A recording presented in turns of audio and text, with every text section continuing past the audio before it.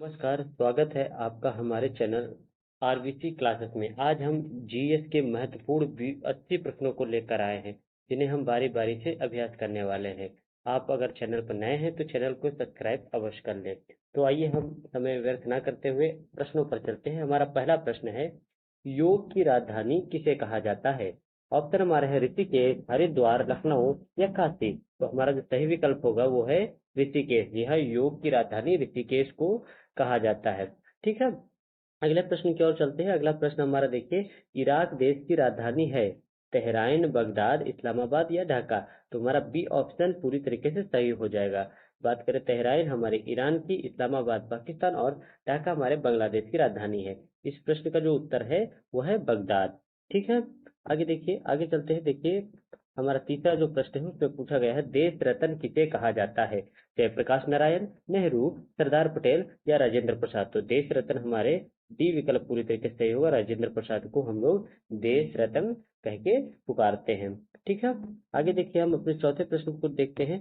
चौथे प्रश्न में कहा गया है, भारत का मैकियावली किसे कहा जाता है? चाणक्य, पी गांधी, सी बोस या डी तिलक को। तो भारत का मैकियावली कहे जाते हैं चाणक्य। जी हाँ, ये ऑप्शन आपका पूरी तरीके से सही होगा। ठीक है, आइए देखिए, हम पांचवें प्रश्न को चलते हैं। पांचवा प्रश्न हमारा है, भारत का बिस्मार्क किसे कहा जाता है? ए सरदार पटेल, नेहरू, सी गांधी या सुभाष चंद्र बोस। तो हमारा जो इस प्रश्न का सही उत्तर होगा वो ए प्रश्न है, ए विकल्प होगा। सरदार पटेल को भारत का बिस्मार्क कहा जाता है। ठीक है, ये सभी प्रश्न परीक्षा की दृष्टि से काफी महत्वपूर्ण है। आइए देखते हैं हम अपने अगले प्रश्न को। छठा प्रश्न देखिए, गंगा नदी की कुल लंबाई कितनी है? जी है, विकल्प है ए 2700 किलोमीटर, बी 2525 किलोमीटर, सी 3000 किलोमीटर या डी 2800 किलोमीटर। तो गंगा नदी की जो कुल लंबाई है मेरे प्यारे बच्चों, वो बी विकल्प पूरी तरीके से होगा, 2525 किलोमीटर है। ठीक है, आगे देखिए, हम अगले प्रश्न की ओर चलते हैं। अगले प्रश्न में हमसे कनाडा की राजधानी पूछी गई है। देखिए, कनाडा की राजधानी क्या है? तो हमारे ऑप्शन देख सकते हैं, टोरंटो, ओटावा, वैंकूवर या मॉन्ट्रियल। तो हमारे जो कनाडा की राजधानी है वो बी विकल्प सही होगा मेरे प्यारे बच्चों, ओटावा। ठीक है, तो ये 7 प्रश्न अभी होते हैं। देखिए, हम अपने 8वें प्रश्न की ओर चलते हैं। 8वें प्रश्न में हमसे पूछा गया है, निम्न में से कौन सा राज्य 7 बहनों यानी 7 सिस्टर का हिस्सा नहीं है? ठीक है, तो ए असम, बी सिक्किम या सी मिजोरम या त्रिपुरा। तो हमारा जो 7 बहनों में हिस्सा नहीं है, 7 सिस्टर में, ऐसा कौन सा राज्य है निम्न में जो 7 सिस्टर का हिस्सा नहीं है? तो हमारा बी विकल्प सही हो जाएगा। सिक्किम ऐसा वो राज्य है जो हमारा 7 सिस्टर का हिस्सा नहीं है।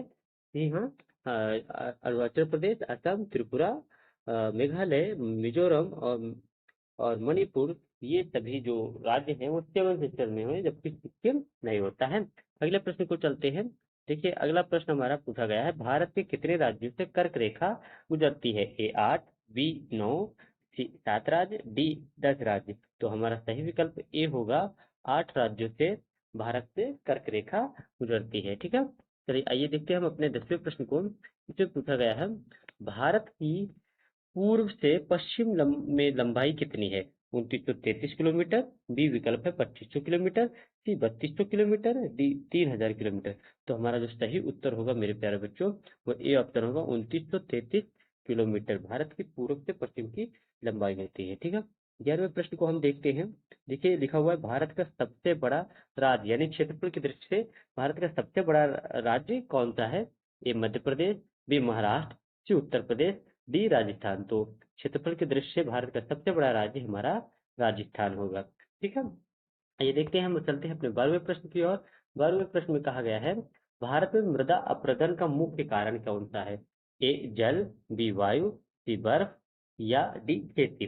तो मृदा अपरदन का जो सबसे मुख्य कारण है इन चारों में से, तो हम जल को लगाएंगे। जी हाँ, जो जल है उससे भूमि कटाव बहुत ही तेजी से होता है, तो ये हमारा मुख्य कारण होगा। ठीक है, तो 13वें प्रश्न को हम पढ़ते हैं। देखिए, जल का अधिकतम घनत्व किस तापमान पर होता है? तो जल का जो अधिकतम घनत्व होता है वो 4 डिग्री सेल्सियस पर होता है। ठीक है मेरे प्यारे बच्चों, तो ये सभी प्रश्न आपकी परीक्षा के लिए काफी इंपॉर्टेंट है। आइए चलते हैं हम अपने अगले प्रश्न की ओर। हमारा अगला प्रश्न जो है 14 नंबर देख सकते हैं आप। 14 नंबर प्रश्न में पूछा गया है, सूर्य ग्रहण किस स्थिति में होता है? ए, चंद्रमा पृथ्वी के पीछे हो जाए, बी, चंद्रमा सूर्य और पृथ्वी के बीच आ जाए, सी, पृथ्वी चंद्रमा के बीच आ जाए, डी, सूर्य चंद्रमा के पीछे आ जाए। तो हमारा ये बी विकल्प, चंद्रमा जब है सूर्य और पृथ्वी के बीच आ जाता है तो सूर्य ग्रहण की स्थिति बनती है, तो बी विकल्प हमारा पूरी तरीके से सही होगा। 15वें प्रश्न को देखते हैं, सूखी बर्फ क्या है? ए, ठोस CO2 को कहते हैं, बी, बर्फ ही होती है, सी, ठंडा पानी, डी, मीठा बर्फ। तो जो हमारी सूखी बर्फ होती है वो ठोस CO2 को जो होता है हम लोग उसे ड्राई आइस कहकर पुकारते हैं। ठीक है, देखते हैं हम अपना अगला प्रश्न। 16वां नंबर प्रश्न हमारा देखिए क्या कहता है। इसमें कहा गया है, एपी कल्चर किससे संबंधित है? ए, मधुमक्खी पालन, बी, मछली पालन, सी, रेशम उत्पादन, डी, पशुपालन। तो एपी कल्चर जो संबंधित है, ए विकल्प हमारा सही होगा, मधुमक्खी पालन। ठीक है, आगे देखिए हम अपने अगले प्रश्न की ओर चलते हैं। अगला प्रश्न हमारा देखिए अंगूर की खेती से संबंधित है। अंगूर की खेती क्या कहलाती है? ए, विटीकल्चर, ऑलिव कल्चर, सी, फ्लोरिकल्चर, डी, हॉर्टिकल्चर। तो अंगूर की खेती हमें अरे विटीकल्चर कहलाती है। ठीक है प्यारे बच्चों, चलते हैं अगले प्रश्न की ओर। ये सभी प्रश्न हमारे चुनिंदा हैं, हर परीक्षा में कभी ना कभी किसी न किसी परीक्षा में जरूर पूछे गए हैं, उनको चुनकर एक श्रृंखला के तौर पर आपके सामने आज प्रस्तुत कर रहे हैं। 18वां प्रश्न देख सकते हैं, त्वचा का अध्ययन क्या कहलाता है? ए, डर्मेटोलॉजी, बी, बायोलॉजी, सी, एनिकोलॉजी, डी, न्यूरोलॉजी। तो त्वचा का अध्ययन को मेरे प्यारे बच्चों ए विकल्प सही होगा, डर्मेटोलॉजी। ठीक है, आइए देखते हैं हम अपने अगले प्रश्न को। 19 नंबर पर हम आ चुके हैं। प्रथम बौद्ध संगीति कहाँ हुई थी? जी हाँ, बौद्ध संगीतियाँ 4 हुई थी, तो इसमें पहली पूछी गई है, प्रथम बौद्ध संगीति संगीति की कहाँ हुई थी? ए, राजगृह, बी, कश्मीर, सी, वैशाली, डी, पाटलिपुत्र। तो हमारा जो सही उत्तर होगा ए, राजगृह। जी हाँ, प्रथम बौद्ध संगीति हमारी राजगृह में हुई थी। ठीक है, आइए हम चलते हैं अपने 20वें प्रश्न की ओर। 20वां प्रश्न हमसे पूछता है कि हर्षचरित के लेखक कौन हैं? ए, बाणभट्ट, बी, कालिदास, सी, शूद्रक, या डी, भास। तो हर्षचरित के जो लेखक है वो मेरे प्यारे बच्चों बाणभट्ट है। जी हाँ, बाणभट्ट जो है हर्षचरित के लेखक हैं। ठीक है, आइए चलते हैं हम अपने 21वें प्रश्न की ओर। हमारा 21वां प्रश्न देख सकते हैं, कृष्णदेव राय किसके समकालीन थे? ए, बाबर, बी, अकबर, सी, शेरशाह सूरी, डी, हुमायूं। तो कृष्णदेव राय जो समकालीन थे वो थे बाबर। जी हाँ, कृष्णदेव राय बाबर के समकालीन थे। ठीक है, और कृष्णदेव राय विजयनगर साम्राज्य के एक शक्तिशाली शासक के तौर पर जाने जाते थे। 22वें प्रश्न की ओर देखते हैं, आईने अकबरी के लेखक कौन थे? अबू फजल, बदायूनी, फैजी, या बरनी। तो आईने अकबरी के जो लेखक थे वो थे अबुल फजल। ठीक है, आगे चलते हैं अगले प्रश्न की ओर। 23वां नंबर प्रश्न हमारा है कि चतुर्थ बौद्ध संगीति कहाँ हुई थी? देखिए अभी हमने प्रथम बौद्ध संगीति पढ़ा था, अब यहाँ पर चौथी बौद्ध संगीति के बारे में बात करते हैं। चतुर्थ बौद्ध संगीति कहाँ हुई थी? चौथी बौद्ध संगीति की बात करते हैं तो ये कुंडलवन, जो आधुनिक कश्मीर के नाम से जाना जाता है, तो चौथी बौद्ध संगीति कश्मीर यानी कुंडल, उस समय के कुंडलवन में हुई थी। तो विकल्प में हमारा कश्मीर ही सही होगा, क्योंकि इसे ही पहले कुंडलवन कहा जाता था।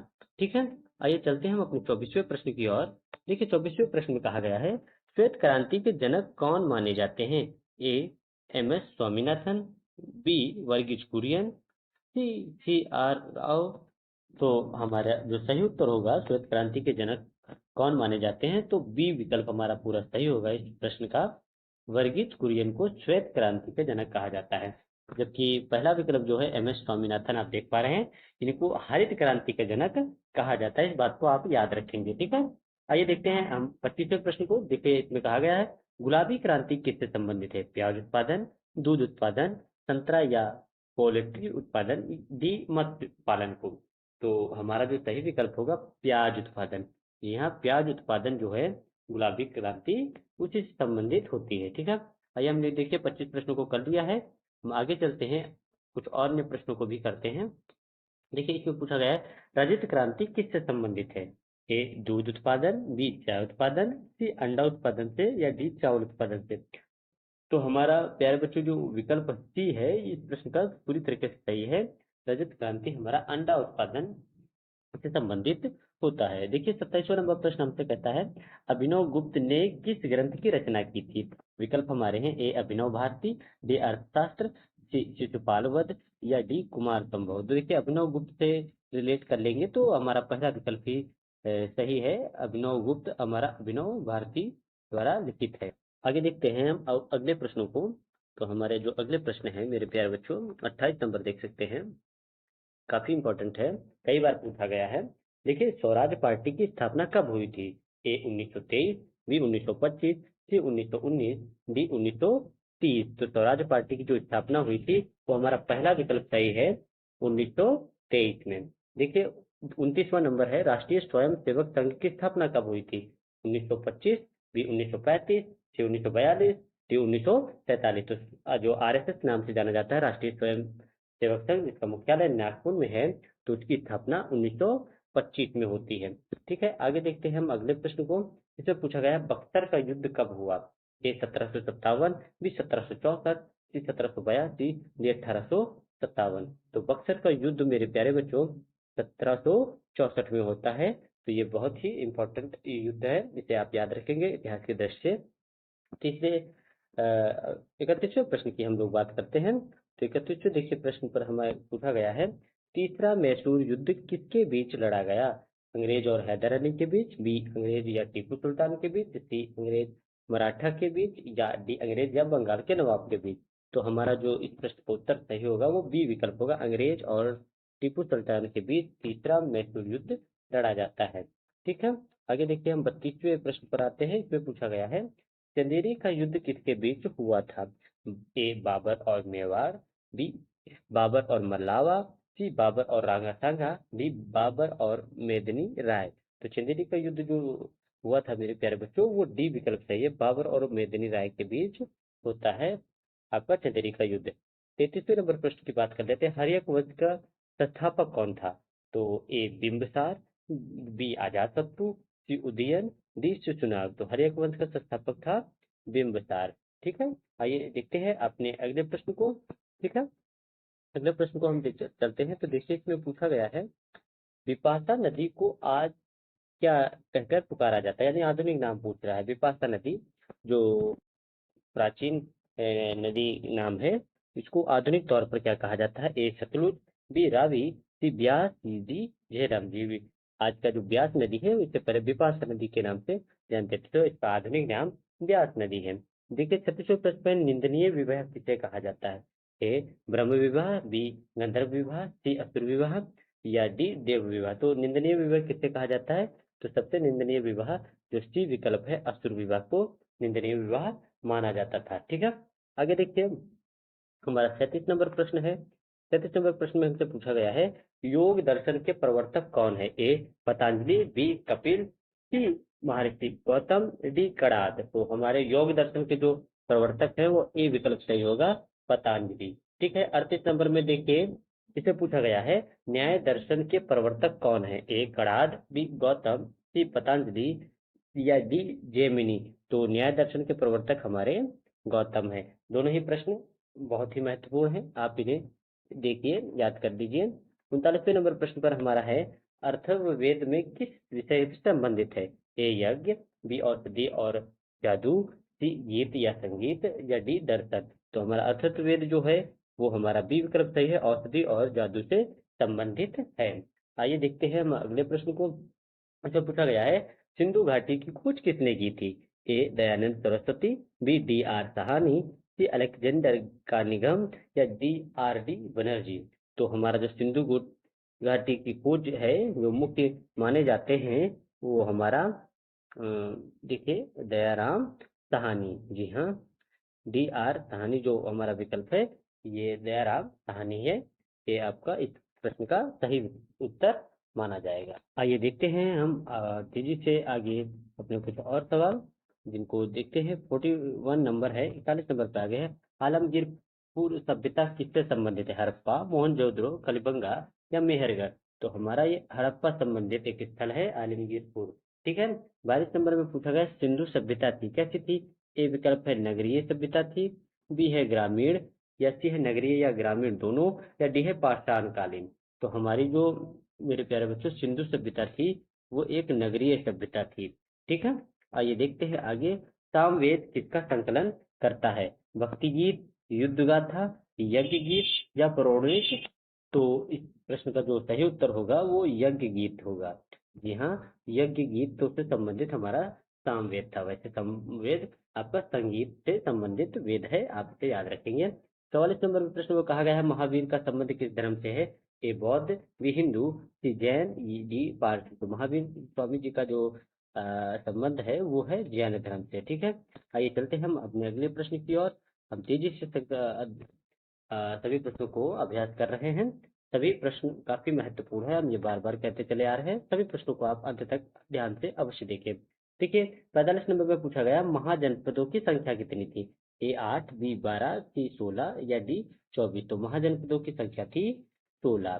ठीक है, आगे चलते हैं हम अपने अगले प्रश्न की ओर। देखिए, इससे पूछा गया है सिकंदर का भारत आगमन कब हुआ? तो सिकंदर का भारत पर आगमन जो होता है या आक्रमण जब होता है, कोई किसी भी प्रकार से प्रश्न पूछा जाता है, आपका उत्तर 326 ईसा पूर्व होगा। ठीक है, अगला प्रश्न देखिए, मौर्य वंश की स्थापना किसने की थी? ए चंद्रगुप्त मौर्य, बी बिंदुसार, सी अशोक या डी समुद्रगुप्त। तो हमारा सही प्रश्न का उत्तर होगा चंद्रगुप्त मौर्य ने। ठीक है, आगे प्रश्न को देखते हैं। आगे हमारा प्रश्न है, मुगल काल में सबसे अधिक फारसी का उपयोग किसने किया? फारसी भाषा का उपयोग किस शासक में ज्यादा सबसे हुआ? ये हमारा प्रश्न है। ए बाबर, बी अकबर, सी औरंगजेब, डी शाहजहां। तो हमारा सही उत्तर होगा अकबर के समय में फारसी सबसे ज्यादा प्रयोग में लाई गई। 49 नंबर में देखिए, बौद्ध धर्म का प्रतीक क्या है? अशोक स्तंभ, चरखा, हाथी या फिर हमारा देखिए विकल्प हमारा रथ चक्र। तो हमारा अशोक स्तंभ जो है हमारा बौद्ध धर्म का प्रतीक है। ठीक है, अशोक स्तंभ 49वें प्रश्न का सही उत्तर। आइए चलते हैं हम अपने अगले प्रश्न की ओर। हमारा जो 50वां प्रश्न है वो कुछ इस प्रकार है, गुप्त वंश के संस्थापक कौन थे? ए समुद्रगुप्त, बी श्रीगुप्त, सी चंद्रगुप्त प्रथम, डी कुमारगुप्त। तो हमारा जो सही उत्तर होगा इस प्रश्न का वो हमारा सी होगा, चंद्रगुप्त प्रथम। 51 नंबर पर देख लेते हैं, महात्मा गांधी भारत कब लौटे? जी हाँ, इस प्रश्न में महात्मा गांधी दक्षिण अफ्रीका से भारत कब लौटे ये पूछा जा रहा है। तो 1913, 1915, 1917 या 1919। तो हमारा बी विकल्प पूरी तरीके से सही होगा, 1915। ठीक है, आगे चलते हैं, हम देखते हैं 52 नंबर क्वेश्चन को। इसे पूछा गया है, होम रूल आंदोलन किसने शुरू किया? बाल गंगाधर तिलक, गोपाल कृष्ण गोखले, या लाला लाजपत राय या एनी बेसेंट। देखिए, होम रूल आंदोलन जो है बाल गंगाधर तिलक और एनी बेसेंट ने शुरू किया था, लेकिन सबसे पहले की बात करें तो हमारा ए विकल्प सही होगा, बाल गंगाधर तिलक। ठीक है, 53 नंबर प्रश्न जो है हमारा काफी इंपॉर्टेंट है। इसमें पूछा गया जलियांवाला बाग हत्याकांड कब हुआ था? तो जलियांवाला बाग हत्याकांड मेरे प्यारे बच्चों 1919 में हुआ है, 13 अप्रैल 1919। इस बात को आप याद रखेंगे। ठीक है, ठीक है, पंजाब के में स्थित है, अमृतसर में। देखिए, यहाँ पर जलियांवाला बाग से संबंधित दूसरा प्रश्न ये भी है, जलियांवाला बाग में गोली चलाने वाला ब्रिटिश अधिकारी कौन था? A dire, B Mountbatten, C Curzon या लिस्टन। तो हमारा जो जलियांवाला बाग हत्याकांड था उसको ब्रिटिश गोली चलाने का जो ऑर्डर था वो जनरल डायर ने दिया था। ठीक है, इस बात को आप याद रखेंगे। अगले प्रश्न में कहा गया असहयोग आंदोलन कब शुरू किया गया? जी हाँ, असहयोग आंदोलन गांधी जी द्वारा शुरू किया गया था, आंदोलन था। तो ये हम सन 1920 में शुरू किया गया था। ठीक है, आगे चलते हैं, देखते हैं हम 56 नंबर प्रश्न पर आ गए हैं। लिखा हुआ है, चौरी चौरा कांड के बाद कौन सा आंदोलन वापस ले लिया गया? भारत छोड़ो आंदोलन, असहयोग आंदोलन, सविनय अवज्ञा आंदोलन या फिर मेरे प्यारे बच्चों स्वदेशी आंदोलन। तो आप जानते हैं चौरी चौरा कांड के जो होता है गोरखपुर में, तो उसके कारण असहयोग आंदोलन को वापस ले लिया जाता है। ठीक है, अगले प्रश्न की ओर चलते हैं। देखिए, 57 क्वेश्चन नंबर पर आ चुके हैं, यानी 57 नंबर पे है, खिलाफत आंदोलन किससे संबंधित था? ठीक है, तो खिलाफत आंदोलन हमारा बी विकल्प सही होगा। देख सकते हैं, तुर्की के खलीफा के समर्थन में यहाँ पर खिलाफत आंदोलन भारत में चलाया गया। 58 नंबर प्रश्न पर है, साइमन कमीशन भारत कब आया? 1927, 1928, 1930, 1932। जी हाँ, साइमन कमीशन 1928 में भारत आता है। ठीक है, आगे चलते हैं, तेजी से सभी प्रश्नों को हम अभ्यास करेंगे, है ना। तो साइमन कमीशन का विरोध क्यों किया गया, ये भी बात बहुत ही बार परीक्षाओं में पूछी गई है। इसमें कोई भी भारतीय सदस्य नहीं था, ये हमारा जो पहला विकल्प है, इसी कारण साइमन कमीशन का बहुत तेजी से भारत में विरोध होता है। अब देखते हैं आगे 60 नंबर प्रश्न हमारा कह रहा है पूर्ण स्वराज की घोषणा कब की गई। जी हाँ, पूर्ण स्वराज की घोषणा कब की गई? तो पूर्ण स्वराज की घोषणा लाहौर अधिवेशन में 1929 में की जाती है। ठीक है, तो ये हमारा पूर्ण स्वराज घोषणा 1929 लाहौर अधिवेशन जवाहरलाल नेहरू की अध्यक्षता में हुआ। आप इसे याद रखेंगे। आइए चलते हैं अपने अगले प्रश्न की ओर। हमारा अगला प्रश्न है 61 नंबर देखिए, कांग्रेस का 1929 का अधिवेशन कहाँ हुआ था? दिल्ली, कराची, लाहौर या मद्रास? देखिए अभी हमने ऊपर वाले प्रश्न में ही बात आया है कि 1929 जो कांग्रेस का अधिवेशन था काफी महत्वपूर्ण था, क्योंकि इसमें भारत में पूर्ण स्वराज की सबसे पहले बार मांग की गई थी। तो यह अधिवेशन लाहौर में हुआ था। ठीक है, आगे देखिए दांडी मार्च कब शुरू किया गया था? 10 मार्च 1930, 12 मार्च 1930, 15 अप्रैल 1930 और 20 मार्च 1931। तो बी विकल्प हमारा सही है, दांडी मार्च जो साबरमती आश्रम से शुरू होता है और 12 मार्च 1930 को शुरू होता है। अगले प्रश्न की ओर चलते हैं। इसमें देखो बात कही गई है सविनय अवज्ञा आंदोलन किससे जुड़ा है? नमक कानून तोड़ना, शिक्षा सुधार या औद्योगिकीकरण?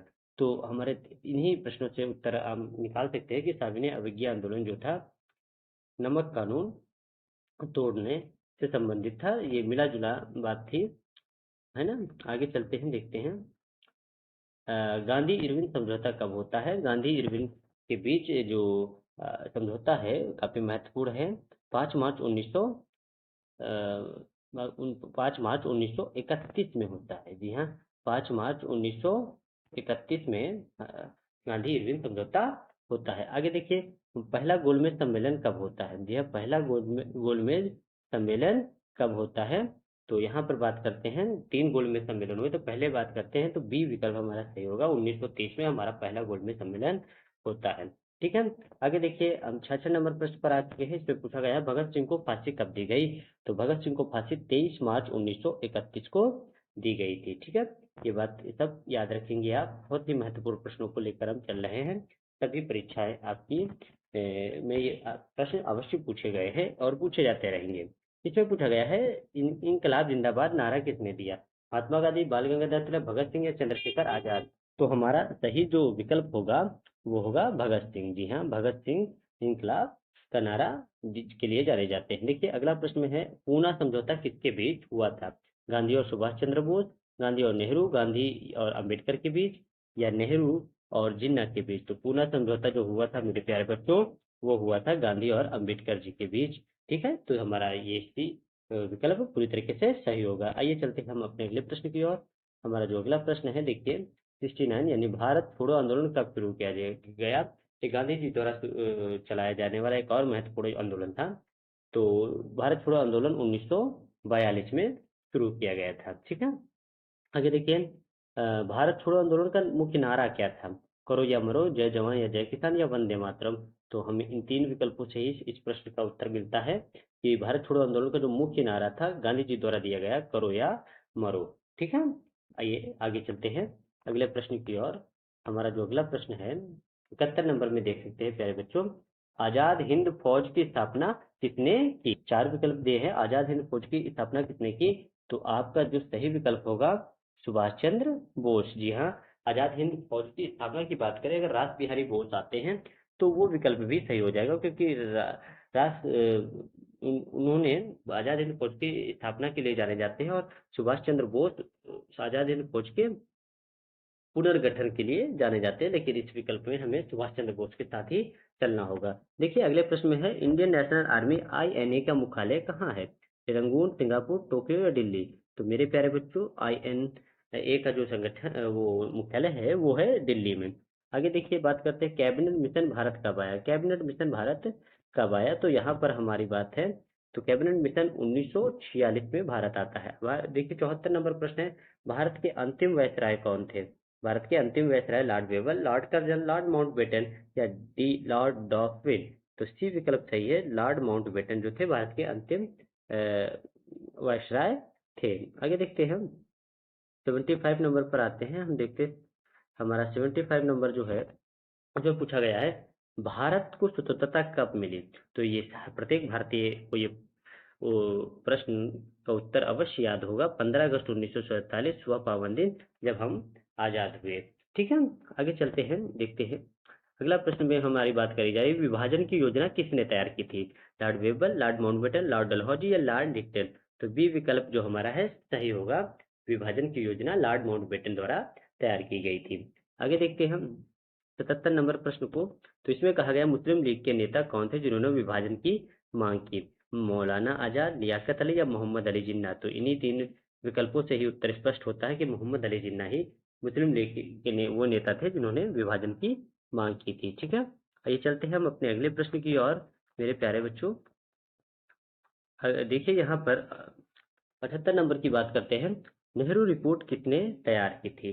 तो नेहरू रिपोर्ट हमारे मोतीलाल नेहरू, जी हाँ, मोतीलाल नेहरू इसका सही उत्तर है। आगे देखते हैं, भारतीय राष्ट्रीय कांग्रेस की स्थापना कब हुई?